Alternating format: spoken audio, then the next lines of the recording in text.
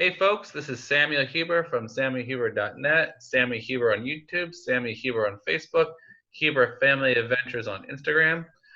I'm here with Carrin from all the way from California. I was born in California, by the way, and we're here to talk about autism. Carrin herself is on the spectrum, and she teaches English to high school students. Can you tell us a bit more about yourself? What was like being a teacher, and anything else you want to tell the folks? Well, yeah, my name is Carrin. I was diagnosed really young. I was an early intervention case. About 18 months, they gave me the pre-diagnosis, and then about 2 years old, it was official. And I would say something about myself is, yes, I'm autistic. I've been on the spectrum since I've never not been. So I think that makes a huge difference in my advocacy, because when you have to earn and fight for a diagnosis, it's very different than just being given one. So I was very lucky to be diagnosed young. And also my parents' early intervention made it so I have lots of coping skills under my belt for how to deal with it. And I call it coping with my autism, because I do appear very neurotypical.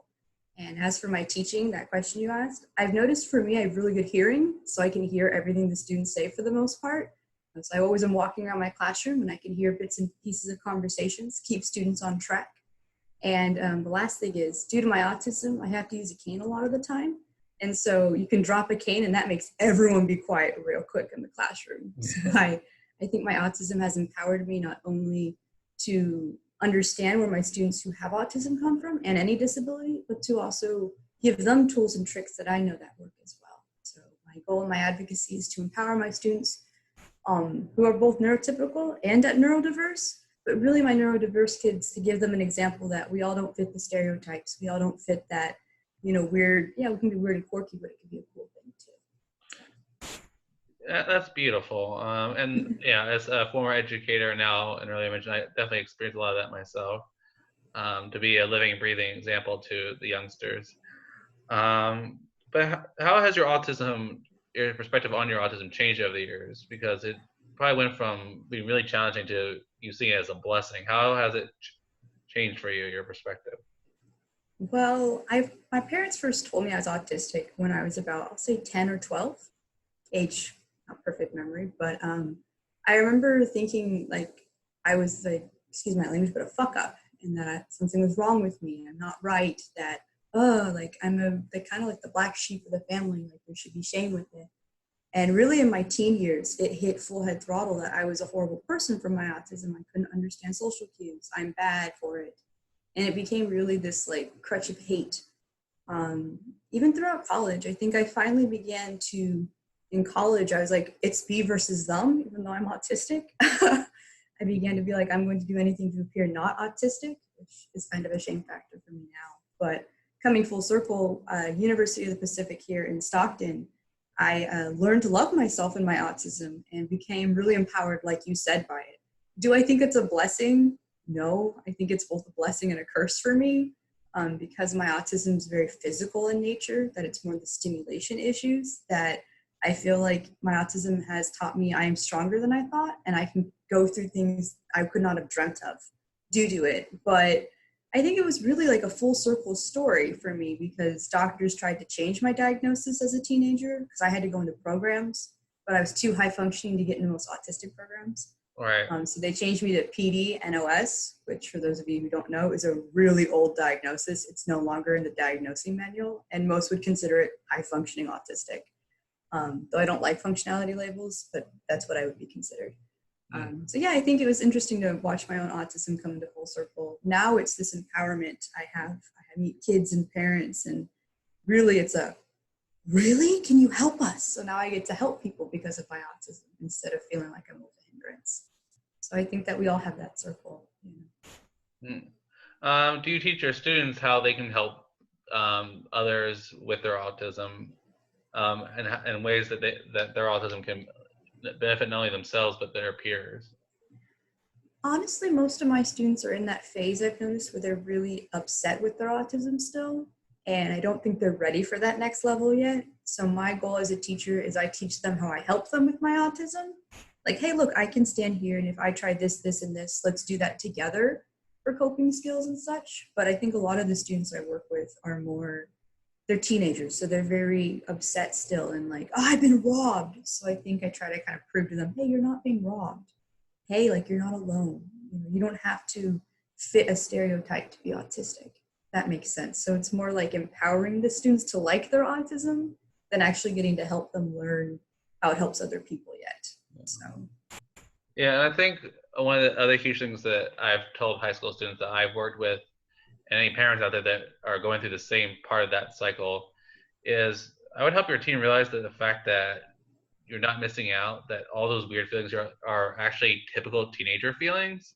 Your autism, sorry to yeah, say, does not make you special in your yeah. struggle as a teenager. That we're all going through weird hormonal changes. We're all going between that weird phase between child and adult, where we want all the all the adult fun, but none of the responsibility. Well, exactly. So I always tell the students, they're like, well, you don't understand. I've had a couple students be like, you don't understand, you're not autistic. And I'm like, okay, let's talk now. And so a lot of the students I deal with, it's more teaching them coping skills and helping them out that through all of that. Like, it's like, hey, I feel like your autism, let me say the word, it kind of makes it more dramatic in a sense because we are so sensitive to things and we do have extra little quirks. But yeah, the emotional total human growth and developmentally, we are all the same in that sense. Mm-hmm. So I do think it's important, that kids understand that there are some rules that every single person has to follow, whether or not they're neurotypical or not. You still have to follow these rules. And I think that's the one where I have a lot of pushback from my students because they're like, well, why should I have to follow this rule? And I'm like, here's the thing. Every person in the whole world has to follow this rule. Doesn't make it right or wrong. It's just a rule. And if you want to change the rule, you can advocate for it. But yeah, most of my kiddos, they kind of are like the rebellious type who want to not follow social norms. Right. And that's something I try to encourage young people, especially was, okay, I know these rules make no sense, but if you want to change it, you have to create the space for it to change. You can't just wave your autism card, like, I don't have to follow it because I'm autistic. Right. And because one of the things... And a lot of SPED educators try to do that, and that's where I actually have more issues with the teachers, where I'm like, look, we have to teach these students that this is the rules of the land. You have to know the rules before you can play with the rules. Kind of like with writing, you have to know rules of creative writing so you can play with them. Same thing with social cues and such. And I think it's so important. I've had a lot of teachers be like, they're autistic, they can't do it. And I'm like, no. It may just take us a little longer. Yeah, I think. And also the thing is, neurotypical people also can be slow with processing and learning social cues. And the huge thing that I would tell other educators is that these social rules that you want us to learn is just the baseline. But the problem that I've seen as an educator is once you've made that baseline, you don't teach your students to go beyond that baseline. So if someone violates that baseline, they're like, I'm not going to interact with you. And then a lot of autistic people as young adults don't interact with like social parties in college or do things because, oh, this person broke the rule, then they're a bad person. No, they're a young person who's trying to figure out who they are. So they try and test the limits just like you were. You have more in common with neurotypical young people than you realize. And then, and if you want to be accepted, you have to realize you have stuff in common rather than focus on how you are different. Well, exactly. And with my guest lecturing at UOP, that's all I focus on is I work with future educators and teach them really like what things would help with autistic kids, how to help us. And I have so many come in and with like individual IEPs and tell me, hey, I want to help this kid, but I don't know how. Teach me. So yeah, I utterly agree with you. I think so many people focus on what we don't have in common that they forget there's lots of commonalities. So I think that it's a fine line because you have a spectrum of autism for a reason. Like there's higher functioning, lower, etc. And all of us need different services. All of us need different help. And I think that it's important to notice that and that it's okay. I think that for me as a teacher, my goal is to empower my students to live their best lives, not what I think would be their best life, but their best lives. And so part of that is just empowering the students that, you want to do something, look it up. Tell me what you think about it. Oh, well, and like you said, it's not just my neurodiverse students. It's my neurotypical too that struggle with this. And I think that my master's thesis is all on educational reform and on integration, trying to create systematic integration. is actually my whole master's thesis. So I utterly agree that I think our school systems, more teachers are willing to work, they just don't know how. And so I think my master's thesis is trying to create, like you said, that commonality. So yeah. Yeah, and another thing that's a way of help other educators who don't understand is stop looking at it as a disability, but look at it more as a neural language. As an English Yeah. teacher, I think you would appreciate that. Like, Yeah. we have our own language, which is what I like to say is a lot of it's through our hands. If this camera is bigger, you can sort of see my hands flapping about, but it's helping me process. And my wife wanted to learn how to read my body language. If my hands are higher up on my body, like if I'm touching my face a lot, that probably means I'm anxious. If it's lower, that means I'm calm. And there's a lot of subtleties, like it's like learning Spanish or French or anything. If you like watch your students and look at their humanity, body language is huge. Like a lot of educators spend time teaching us body language, but they never spend time learning our body language. And I think it's a two-way street. Yeah, and that's why I want it to be thought of as more of a language rather than a disability, because like I think like we would see a lot less of, oh, they're autistic, they can't do it. No, it's a language barrier. So let's bridge the back and be about communication, which is what autism is, a struggle with language and communicating. Instead of I think trying to force us to speak normally, we should focus on how to get ourselves across the way we are actually able to. And I think I utterly agree with you on that, but I would also say another issue with autism is stimulation. So like noise, lights, like the sensory stuff. And I think that's huge. I think both of them kind of play into each other as well. And I love your language idea. Totally an English person was sold on it. I actually got a degree in English to learn how to speak it, in my eyes, is what I tell people. To truly understand English, I had to get a degree in it.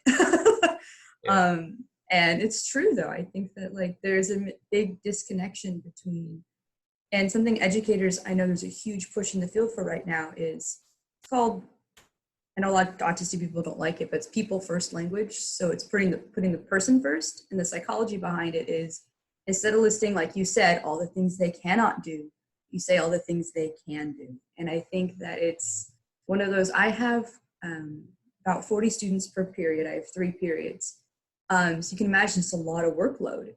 And I have about, I'll say about 10, 20 IEPs that I work with.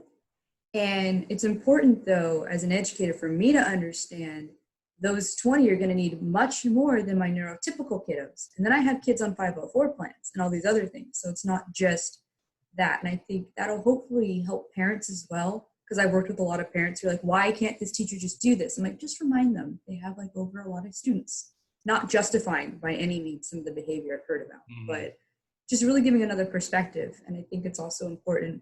Teachers are really trying. Most of the teachers I know who worked with me, who I student taught with and everything, were like, give me a list, teach me. And it was so easy to work with them. They were very eager to help. They just need the help. So I noticed that they actually were the ones who pushed me to start advocating. A couple of the teachers I was working with were like, Carrin, you're incredible. These are good ideas. Keep it up. I would love. So one of the things I provided for one of the schools I worked at was one of the teachers wanted a list of accommodations that I found helped autistic people. And that's actually my whole blog that I had written for that college project now. It's just that those lists, and it helped a lot of teachers. I've gotten a lot of thank yous because it's like you said, it's, we have a lot of students and teachers don't always know how to relate to them. So if I give them, clear and concise language, be very blunt, be right to the point. Figurative language is something we struggle with, especially in English, for example. You have all this like figurative and like, I always loved that as a kid. Many, like you said, are very. So I think it's just more like all our students have different teaching styles.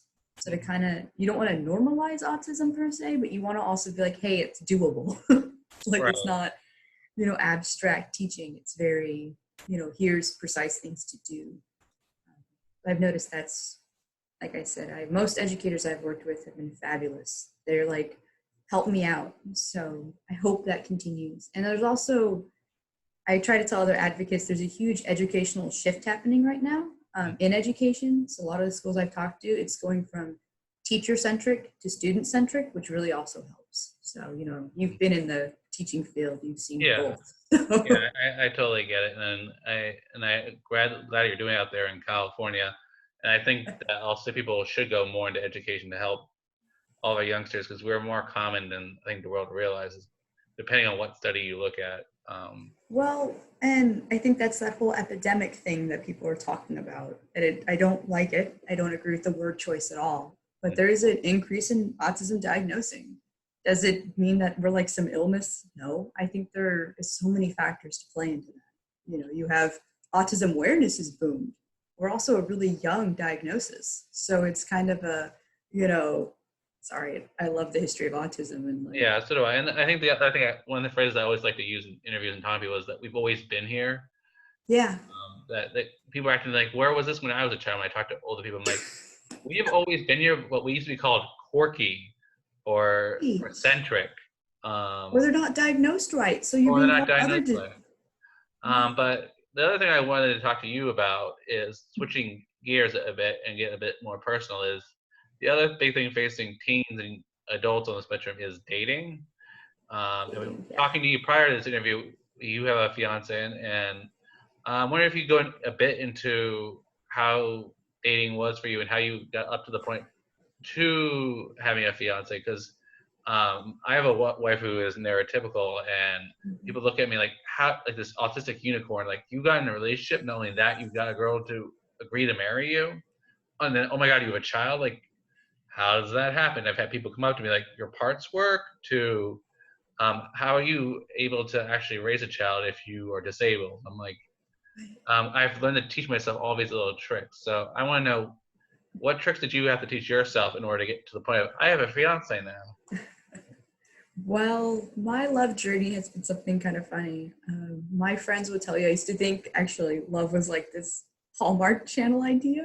I used to be like, nah, it's not real. It's Hallmark. Okay. Love doesn't exist. When I was in my early 20s, especially. And it was really funny because I used to make fun of my friends for it. And I've always been really social, but I have a boundary, like a wall. And once I felt like a guy would hurt me, I'd break it up instantly. It was oh, you did something off. I don't feel comfortable. It's done. Very black and white. My first years of dating were very black and white, very yes or no, on and off. And especially in high school, I had a couple of boyfriends. Then it was very on, off, yes, no. And that was something I really struggled with. And in my early 20s, I went to a program that kind of taught me how to date in a weird way. And they kind of helped me identify I was so extreme. I was like, well, just because someone does something I don't like doesn't mean I have to break up with them right away. You have to work through things. Relationships are working through things and compromise and trying to learn the other person. It's not all about yourself. And so I began doing that.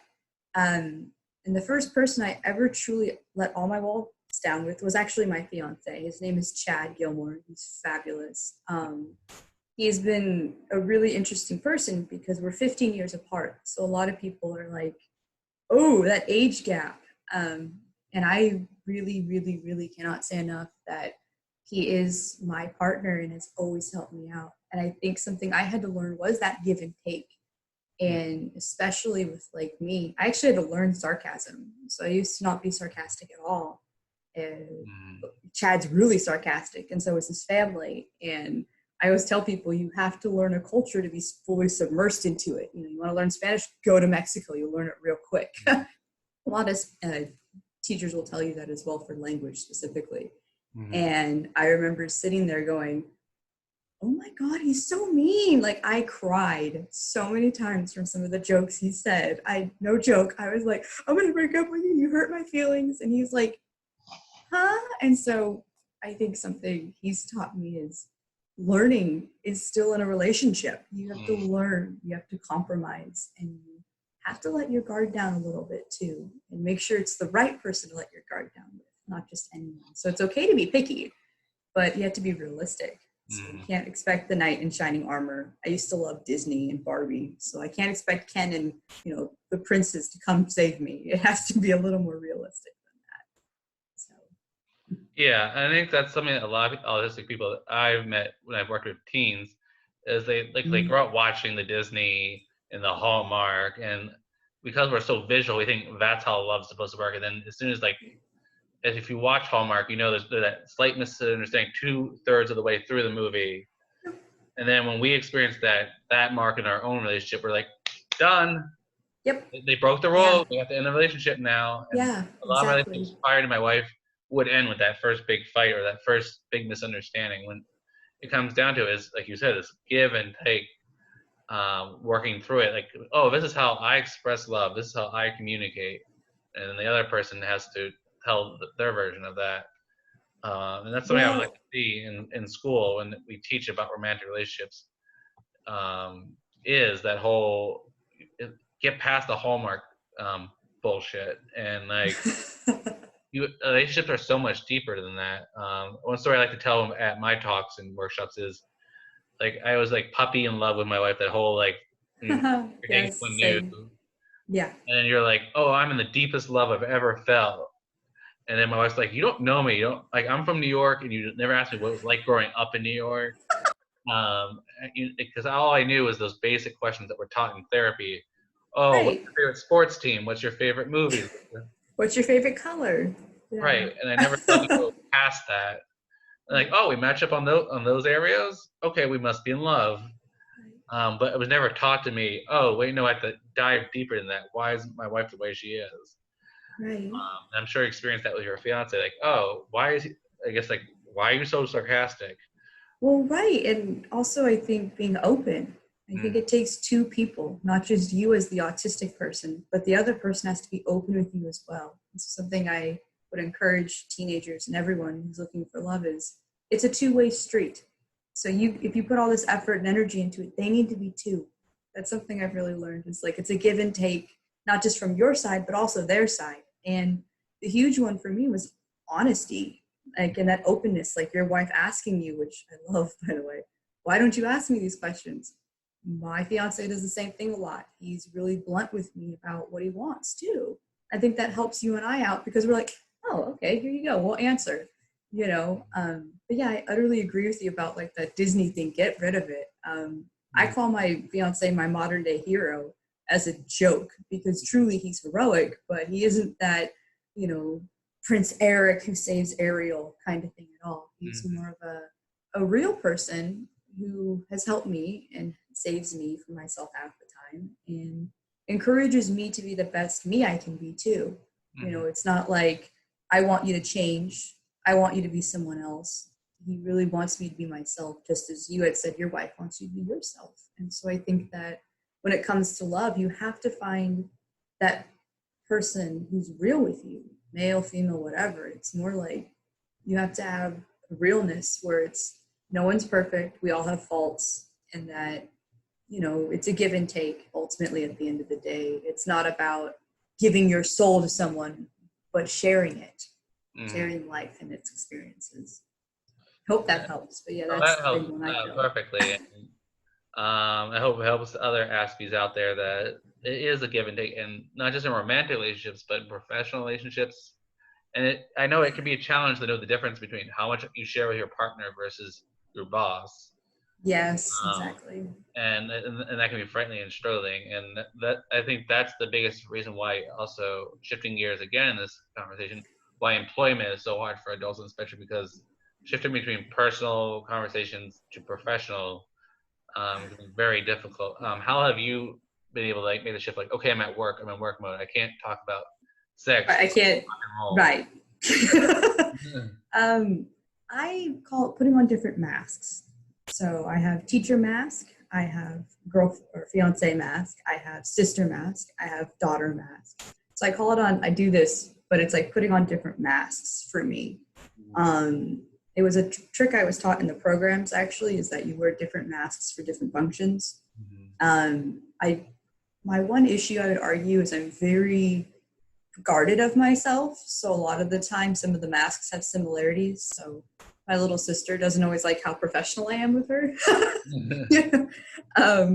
But things like that, I think it is important to note that, like, I'm not myself wearing these masks either. It's just different personas you have to put on for work. And I've worked with a lot of Aspie and autistic teens because I've mentored a few of them that were just like, but I feel fake doing that. I'm like, no, it's still you. We just have to put on different fronts. And that's that rule again. There's rules, in society that are just there that everyone has to abide by, neurotypical or not. And that would be one of them. It's just, I feel like, yeah.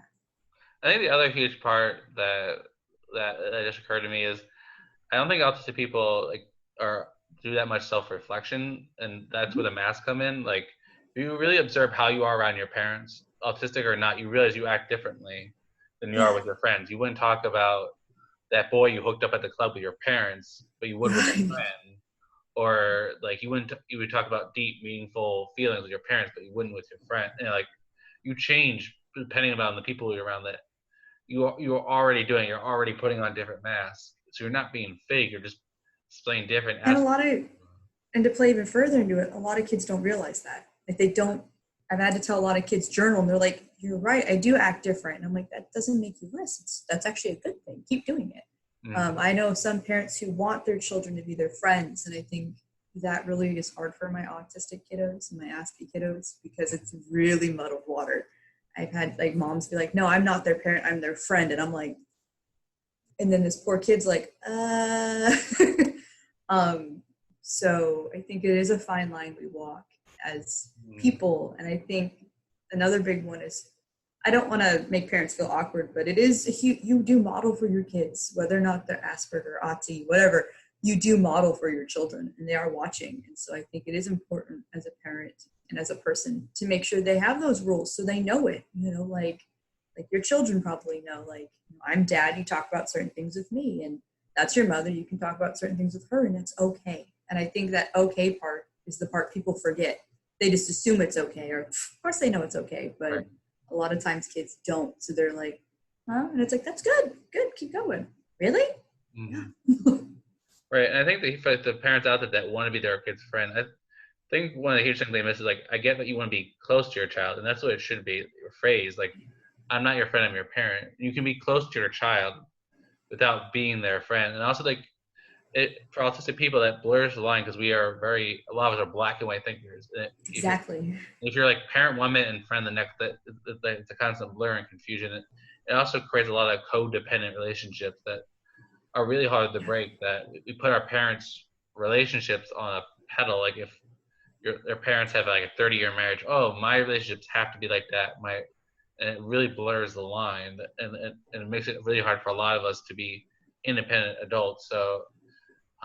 My advice to parents out there a lot is you have to set these clear distinctions, and also understand that you have a teenager. Remember when you were a teenager, did you want to tell your mom about sex, drugs, or whatever you're into?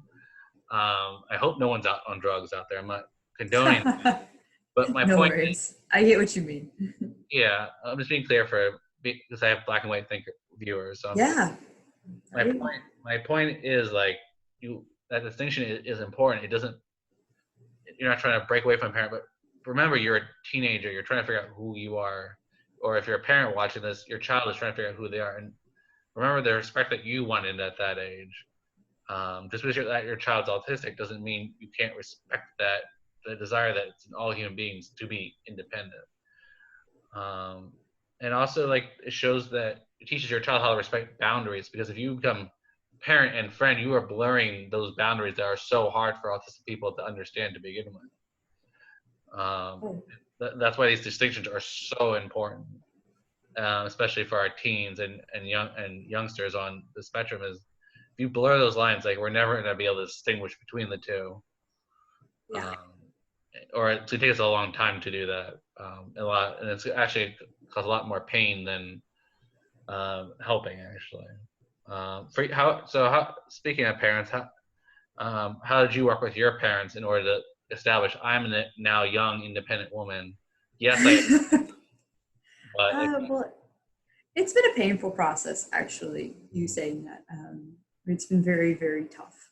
My parents are still working on it, and they're doing better each day. But to be very bleak or brief about it, we weren't speaking for a little bit, and now we are.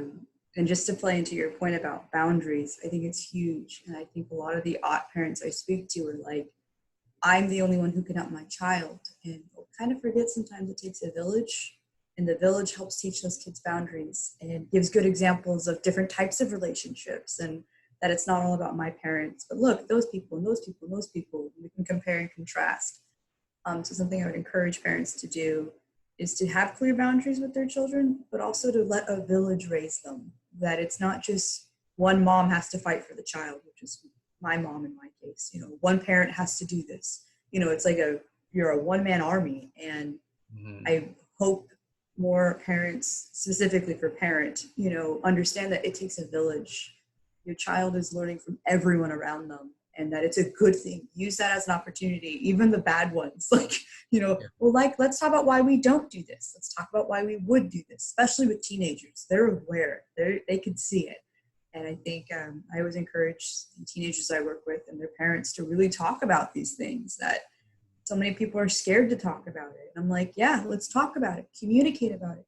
Let your child process through it out loud, you know, or writing, or some way to process through this with you, and then sometimes without you too, though. And I think it's really important to make sure we remember, though we're scared for our kids. I mean, I don't have children myself yet, but I'm always scared for my students. We also have to let them try, and they can fail, and show them it's okay to fail with relationships, with people, you know, with the social cues, with everything. That failure is how you learn. You don't fail, you don't learn. And so I guess that would be my last tip for people, whether or not you're on the spectrum, off the spectrum, you work with kids, you know, you are a parent, is that allowing that failure is so important for just a child's growth and anyone's growth, really. Like, I think we can all think about times where we failed and it's like pushed you forward. I know I can think of so many, you know, the ex-boyfriends of mine. You know, you reflect, you're like, what did I like? What didn't I like? Yeah, it's the So I only think way it's important. Yeah, it's the way you can find out what you want. And the biggest thing, as your autistic children are getting older, you have to let them go out. And you said fail, and then you help them reflect on it and, like, okay, what did you like and didn't? What did you like and didn't like about that experience? Not, okay, let's plan out every possible scenario that could happen, because you could spend years playing that scenario, and that often happens with a lot of help. Right. They try to script them. Parents, and like you're trying to teach teaches your autistic child that life's a script, and it's not. It's a stage where the performance can change at any moment. Or you plan for all those scenarios and none of them happen. That's what happened actually to me. So my mother gave me all these different scenarios and none of them happened with the man I'm with now. So. Right. And the other thing is, it ramps up your anxiety, your social anxiety, when none of those scenarios happen. You're like, did I do something wrong? Did someone do wrong? I'm gonna write this person off because they did not pick up the script that I was taught. So they're the fuck up. So they're not worthy of being my friend or boyfriend or girlfriend. But it's no. Human beings, especially adults, are unpredictable because they've gone through their own life experiences, and this is why it's so important to, when you're getting to know someone, this is a friend or a colleague or a boyfriend or girlfriend, you gotta learn to dive deep in different ways in order to really get to know how that person ticks.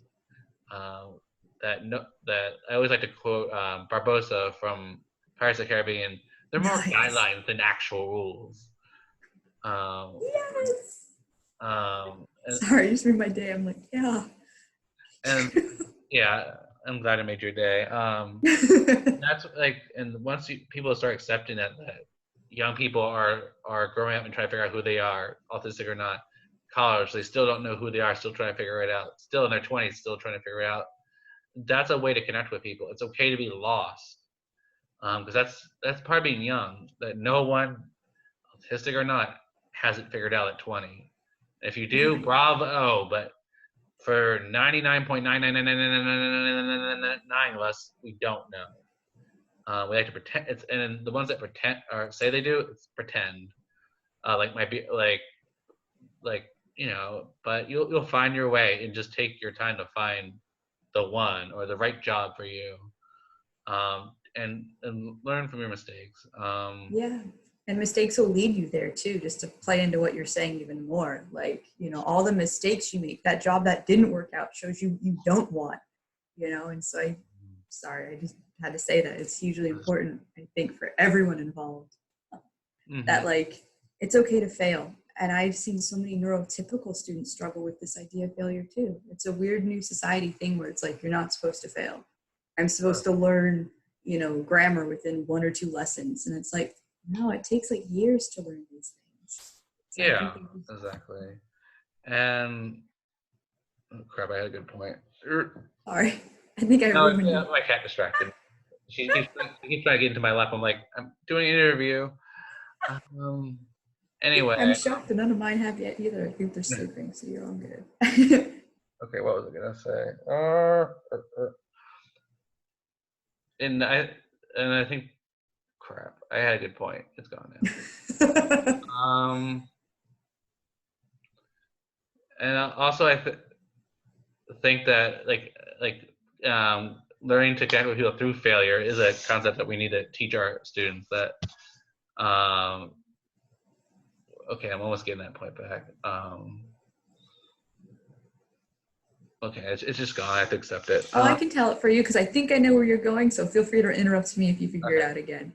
I think for the biggest thing for our kiddos, it's not only is it okay to fail, but failure is a good thing. You learn from failing. You learn from life experiences that are good, bad, ugly, diverse. All these emotional experiences teach us what we want to be. And in life, if you don't fail, if you don't get the bad job, if you don't get told no and don't get the interview, if you don't have the ex-girlfriend that drove you up a wall insane, or boyfriend, or all these things, you can't learn from it. So if you don't go out and try, if you don't go out and do, and if you try to script everything, you can't ever learn.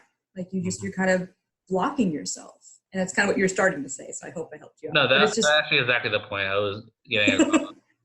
And also the fact that life really doesn't have any rules. And like, if you want to learn the stuff that's in the gray matter of conversations and human relationships, the only way to learn that is through experience and what you do and don't want. Like, well, how do I learn these unwritten rules? And then you learn the unwritten rules, but that doesn't apply to the next person you meet. And I think just through failure, you learn to roll with the punches more and more as you go. I'm 31. I'm still learning to roll with the punches, and I will continue to do so for the rest of my life. Because my son's only 2.5, but I'm still learning to be his dad, and his interests are going to keep changing. I have to keep rolling with that. That my son's not going to follow the script of a newborn, and anyone I meet, and I think that's the huge thing, is that makes life more exciting, more interesting. Because these scripts, I think, make a lot of people on the spectrum complacent, because that's the only it keeps them very stagnant. That a lot of people on the spectrum have the same friends they had in high school and have made no new friends since then, because everyone in high school followed that script. Right, and I think that going outside your comfort zone would be my last advice on that. Being scripted, it can help, but it's not going to get you far. It's in your comfort zone. So I think you have to break that comfort zone. You have to go past that. And it's scary. It's kind of unknown, but I would say that that fear of failure is holding you back, and that script is holding you back, and that you have to break through it to go to the next level. So if you want to stay scripted, you're going to stay here. You're going to stay trapped. But if you break that script and you kind of take a chance, you take the leap of faith. I mean, they call it a leap of faith for a reason. It's scary. You're kind of like, what do I do? But it really is worthwhile, because, you learn. And I think I would always encourage people to learn, and that it's I've had students who said, well, I didn't do it right. Well, there's no right or wrong in social interactions. What did you feel comfortable doing? What did the other person do, though, too? Because it's not always, I hate the terms right or wrong. It's more about the effect. So did you like the way that person reacted to you or not? So if you are too close in their bubble, for instance, and they kind of were doing this, made you feel uncomfortable, right? So what do you do next time when you see someone do that? Take a step back. Yeah. Those are kind of the more rules I make up for myself in my own communication, is watching the person I'm talking to. So for example, I think I interrupted you twice during this interview by accident. And so I began to learn your social cue so that I stopped interrupting you, because that's not fair. A conversation is between two people, right? Exactly. So I think that, yeah. Yeah, and I think the other thing that just occurred to me while you were talking is, another huge thing that for autistic people is we want to feel accepted. To take that risk that you are taking, take that risk and you'll be accepted by the right people. Right. The only reason that you are being excluded because you're not taking that leap of faith. It's on you you individual that's watching this video is not on the other person to always meet you where you are. You have to meet them where they are, if you want that same courtesy. And that's through trial and error. And if you never take that leap, you are always going to be excluded from life and everything that's wonderful about being an adult. You're always going to be that kid that still be 45 and still be hanging out with your high school friends, still doing the same dumbass shit you were doing then. Yeah. I have a lot of friends who are about my age who are on the spectrum who are still doing the same dumbass shit because that's the script they know, and they're not willing to pick up a new one to take that leap of faith.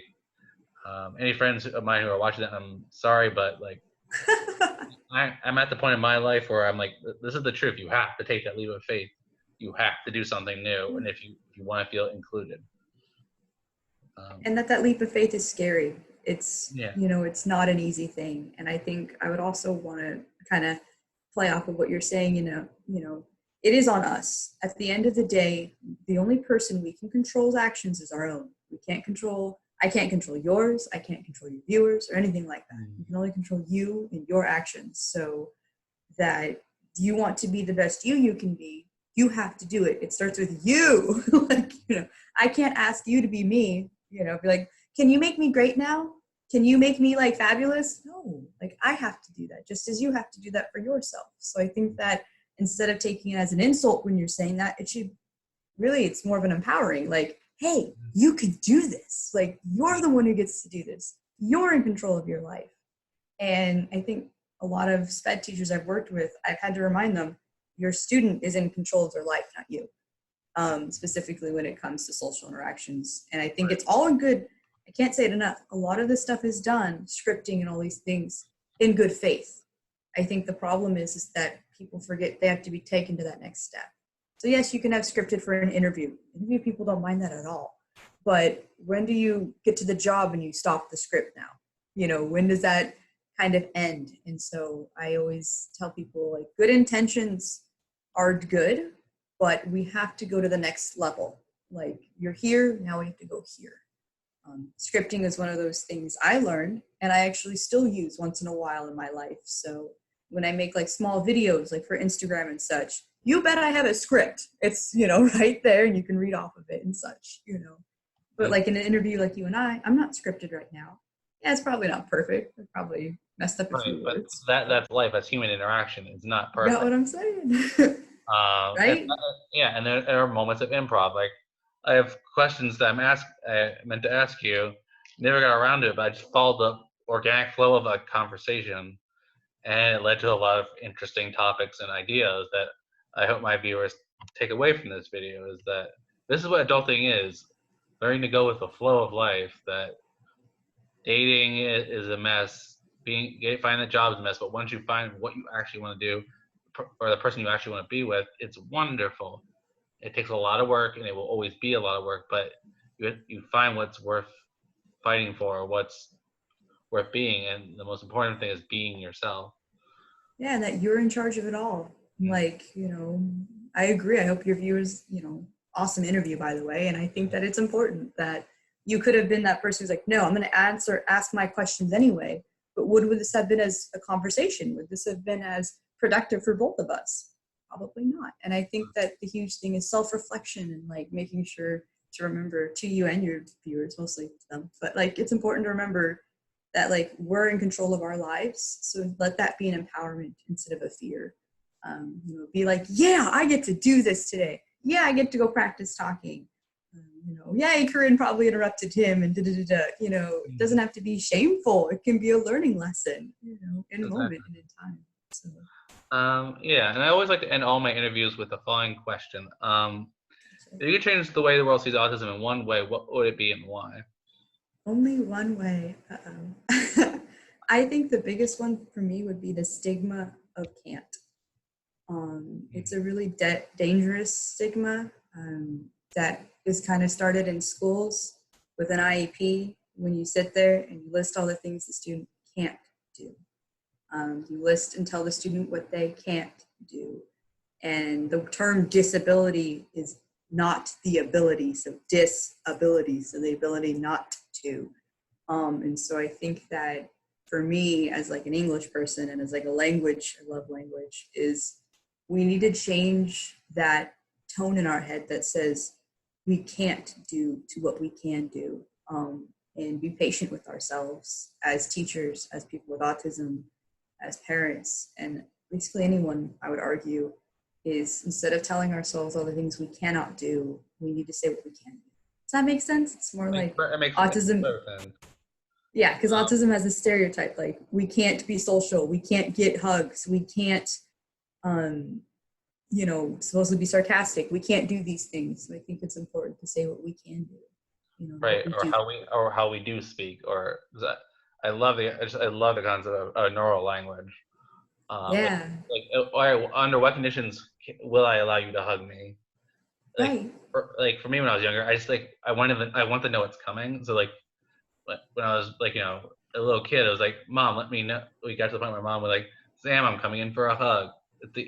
Cool. And then also thinking, you got to work on how intensely do you want to be hugged. Right. I'm just saying this little information for parents out there. Like, I want to hug my child. Like, don't bear hug us. Like, give me just a gentle pat on the back. Right. That's your child's definition of a hug. And it's really funny because that's the only thing I didn't have issues with as a kid and still don't, is that actual hug. It's weird. That's the only diagnosing factor I did not have when I was younger, was the hug. Everything else, because I'm a very touchy-feely person. But I have had to notice, people, sometimes it's too much for me. I have a couple family members or people I know in my life, they just give these huge hugs and it's like, and so I can only imagine, that being an issue. But I do think it's important that, ask your child, or ask, hey, can I hug you? Hey, how can I help you? Instead of assuming. That they'll never do, how can I meet you at your level? Yeah. And that's a communication. Yeah, and it's all about communication. You think your child can't communicate. Yes, they can. They're just not communicating the way you think they should. And rather this be another can't situation where you two can't communicate, let's figure out how you can communicate and can connect. And I think it's sad because doctors do this too, teachers, everyone. It's kind of this weird can't thing, and that's why I said I would love to get rid of that can't. And exactly like you said, how can we talk that neurodiverse language? How can we, talk to each other? And yeah, I really love the language. I do too, by the way, because I need to learn your language, and even as someone with autism, I have to learn your language, and it's different than mine, and that's okay. It doesn't make it any less. Doesn't make mine any greater. It's just different. All right. Thank you so much for coming on my show. Folks, please subscribe below. Please follow her on Instagram to learn more about what she's doing all the way out in California. This has been Sam Huber on Heroes of Autism, signing off.